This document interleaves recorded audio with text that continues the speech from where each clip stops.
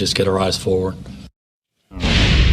Or as he continues to plow along, but those comments that Jerry Jones said after the game certainly cranking up the heat a little bit more on that seat there in Dallas. Certainly is. Thank you so much, Selva. We'll talk to you in a bit. Time to break down some of the biggest storylines around the league. We call it Believe it or not. Hey. Thank you. The Cowboys lost a close one on Sunday to the Patriots. Jerry Jones voiced his frustration after the game, and you heard Jason Garrett's response. So, believe it or not, coaching is the biggest problem for the Cowboys right now. It's tough. As a player, I was taught at a young age not to blame the coaching staff. It's the guys on the field in between the lines with the jerseys on. But I hear Kyle talking about how loaded this team is, and every time he brings it up, he points to the sideline and says, Garrett has to do better, Kellen Moore has to do better. And I have to agree. You look at what they have on defense, the playmakers from their DBs down the linebackers, the defensive line, and then offensively, you got Amari Cooper, Ezekiel Elliott, and Dak Prescott, who had some great moments this year. Why aren't they one of the best teams in the business? So, yeah, I will say that you would have to look to the sideline first before you look on the field to the players. And we've been looking for years. In this year, it's 12-4 talent, 9-7 team. I watch a lot of the Great British Baking Show. It's fantastic. British people in a tent making cakes. So good. They get great ingredients, right? But some of them, the sponge just doesn't have that taste. The thing collapses. If the ingredients are that good for that long, you got to start looking at the chef, and the chef is on the sideline clapping. You got to do it. There he is. That's the chef, Peter. It might not just be that guy, though. I look at Keith O'Quinn, who is the special teams coach in Dallas, and they had a disastrous night. You saw the Matt Slater block punt. You also saw when Pollard is sitting there 10 yards away from the ball, just completely lost on a kickoff, which you practice all day long. Like, Peter, we're years down the line. Aren't we past Keith O'Quinn when it comes to Jason Garrett? You know what I'm saying? It's fair. Like, we're years down the line. It's fair, but when you say coaching, I look at it as a giant umbrella, and Sure. a lot of the times, the way this thing goes is that one of the minions will take a whack first, and then I don't think they're firing Jason Garrett. I don't either. In season.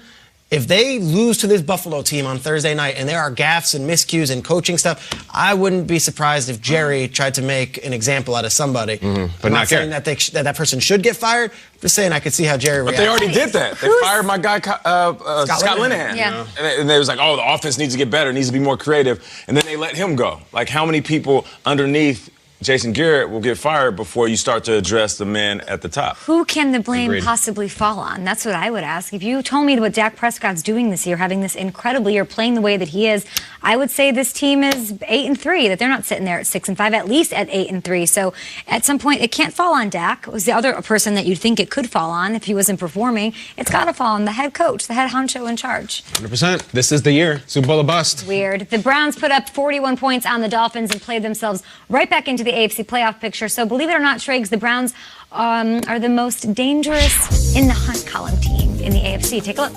I'm going with that third team on the right. Talk about it! The Tennessee Tannehills. I'll tell you what, Tannehill Titans. Tennessee's won 4 of the last 5 games. They run all over you. Vrabel's got them dialed in.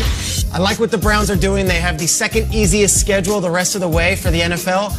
But the Titans have something special going on right now, and there's a little juice to this team. They're not just beating you, they're having fun too. I watched the Titans in that 4 o'clock window up against the Cowboys Patriots, and on the other window, very small, with very little attention, they absolutely smacked around a Jaguars team that has given them trouble in the past.